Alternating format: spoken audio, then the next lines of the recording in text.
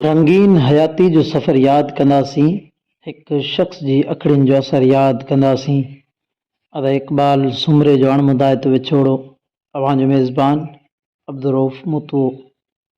छा लिखी ऐं छा लिखूं दर्द जे देश उलाड़नि ते।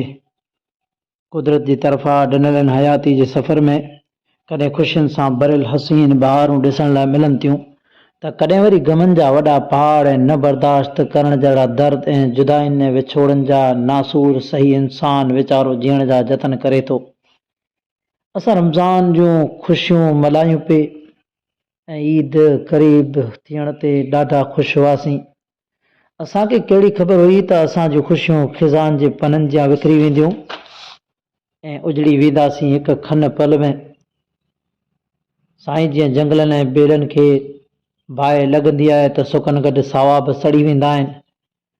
अॼु असांजा टहिके मुर्कूं खन पल में ख़तमु थियण लॻियूं जॾहिं इहा दर्दनाक ख़बर आई त असांजे लाड़ जे लियाड़नि जहिड़ो प्यारो पिरी भाउ इक़बाल सुमरो हिकु रोड हादसे जो शिकार थी हिन फ़ानी जहान खे हमेशह लाइ छॾे वियो आहे। थोरो वक़्तु त असांखे इहा ॻाल्हि विसण न आई, पर मुक़दर जा सिकंदर कंहिं ॾिठा आहिनि भला। इक़बाल सुमरो मौली मोहम्मद क़ासिम सुमरो जो फ़र्ज़ंदो। हा, उहो मौली मोहम्मद क़ासिम सुमरो जेको कच्छ जी हिकु नामियारी शख़्सियत थी गुज़रियो आहे। वॾो मोचारो अदीब ऐं सिंधी ज़ुबान जो वॾो लेखक हो।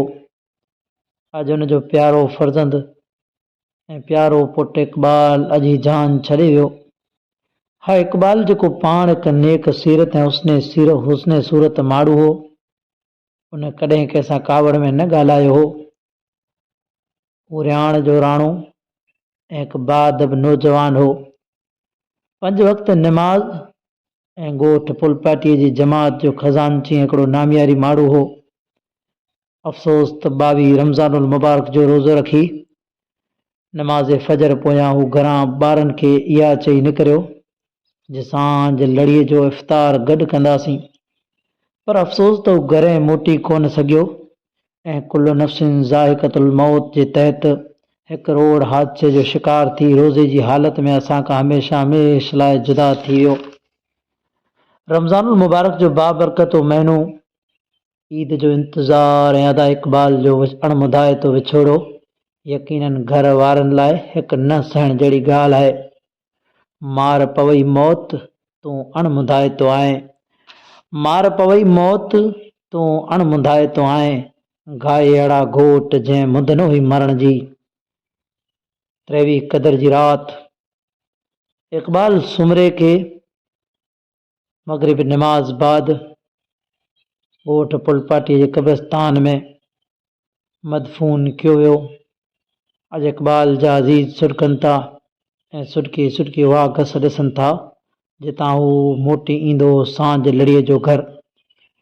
अलाह ताला खां दुआ था करियूं त अलाह असांजे लियाड़ जे लियाड़नि जहिड़े प्यारे पिरी भाउ इक़बाल खे जन्नतुल फिरदौस में आला मक़ाम अता फ़रमाए।